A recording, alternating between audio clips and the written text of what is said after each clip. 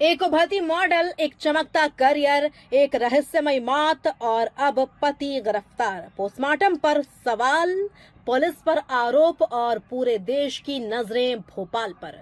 क्या ट्विशा शर्मा ने आत्महत्या की या फिर यह एक सुनियोजित हत्या थी? क्यों 10 दिनों तक पुलिस आरोपी तक नहीं पहुंच पाई? क्यों पोस्टमार्टम रिपोर्ट पर उठ रहे हैं सवाल? और आखिर ऐसा क्या हुआ कि आरोपी पति का वकालत लाइसेंस भी सस्पेंड कर दिया गया? आज हम आपको दिखाएंगे ट्विशा शर्मा मौत मामले की वो पूरी कहानी जिसने भोपाल से दिल्ली तक सनसनी मचा दी है। भोपाल की चर्चित मॉडल और एक्ट्रेस ट्विशा शर्मा की मौत अब सिर्फ एक आत्महत्या का मामला नहीं रह गया है, बल्कि यह केस अब पुलिस जांच, पोस्टमार्टम प्रक्रिया और सिस्टम की कार्यशैली पर बड़े सवाल खड़े कर रहा है। 12 मई 2026 भोपाल के कटारा हिल्स इलाके में स्थित ससुराल में ट्विशा शर्मा की संदिग्ध परिस्थितियों में मौत हो जाती है। ससुराल पक्ष इसे आत्महत्या बताता है, लेकिन ट्विशा के परिवार ने शुरुआत से ही कहा यह आत्महत्या नहीं बल्कि दहेज, प्रताड़ना, मानसिक उत्पीड़न और हत्या का मामला है।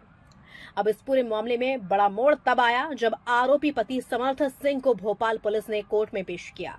कटारा हिल्स थाने से भारी सुरक्षा के बीच समर्थ सिंह को कोर्ट ले जाया गया।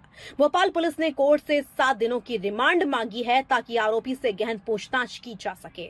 कोर्ट ले जाने से पहले समर्थ सिंह का मेडिकल कराया गया। उसे जिला अस्पताल यानी जेपी हॉस्पिटल ले जाया गया, जहां पहले से डॉक्टर्स की टीम मौजूद थी। पुलिस का दावा है कि अब समर्थ सिंह से पूरी पूछताछ की जाएगी और मौत की हर परत खोली जाएगी। लेकिन सबसे बड़ा सवाल यह है कि अगर पुलिस इतनी सक्रिय थी तो आरोपी समर्थ सिंह 10 दिनों तक पुलिस की पकड़ से बाहर कैसे रहा? भोपाल पुलिस इस सवाल पर लगातार घिरती नजर आ रही है। समर्थ सिंह पर 30,000 रुपए का इनाम घोषित किया गया था। उनकी अग्रिम जमानत याचिका पहले हाईकोर्ट में लगी, लेकिन बाद में वापस ले ली गई। इसके बाद समर्थ ने जबलपुर जिला अदालत में सरेंडर किया। अब सवाल उठ रहा है, क्या पुलिस आरोपी को पकड़ नहीं पाई या फिर आरोपी खुद कानूनी रणनीति के तहत सामने आया?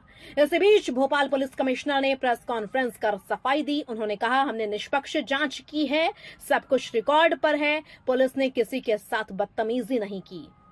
दरअसल ट्विशा के परिवार ने आरोप लगाया था कि थाने में उनके साथ दुर्व्यवहार किया गया है, लेकिन पुलिस कमिश्नर ने इन आरोपों को सिरे से खारिज कर दिया।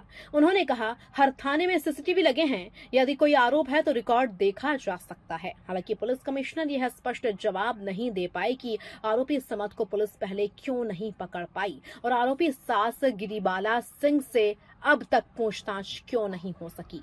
इस मामले में समर्थ सिंह की मां गिरिबाला सिंह भी आरोपों के घेरे में है। जानकारी के मुताबिक वह पूर्व जज हैं। पुलिस का कहना है कि उन्हें 3 नोटिस भेजे गए हैं, लेकिन अभी तक पूछताछ नहीं हो सकी। यही वजह है कि सोशल मीडिया से लेकर कानूनी हलकों तक इस केस को लेकर गंभीर सवाल उठ रहे हैं।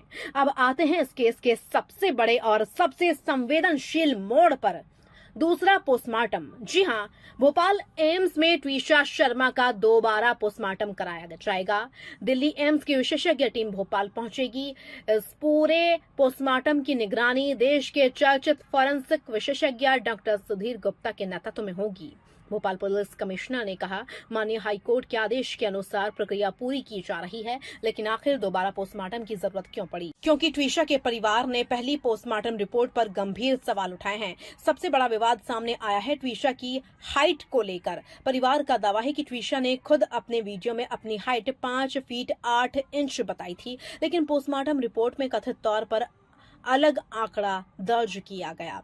अब सवाल ये उठ रहा है, क्या पोस्टमार्टम रिपोर्ट में तकनीकी गड़बड़ी हुई या जांच में कुछ छुपाया गया? सूत्रों के मुताबिक ट्विशा का शव फिलहाल भोपाल एम्स की मॉर्चरी में -4 डिग्री तापमान पर सुरक्षित रखा गया है।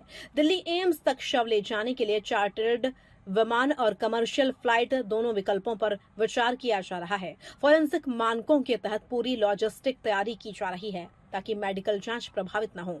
और अब इस केस में समर्थ सिंह को सबसे बड़ा झटका, बार काउंसिल ऑफ इंडिया ने उसका वकालत लाइसेंस सस्पेंड कर दिया है।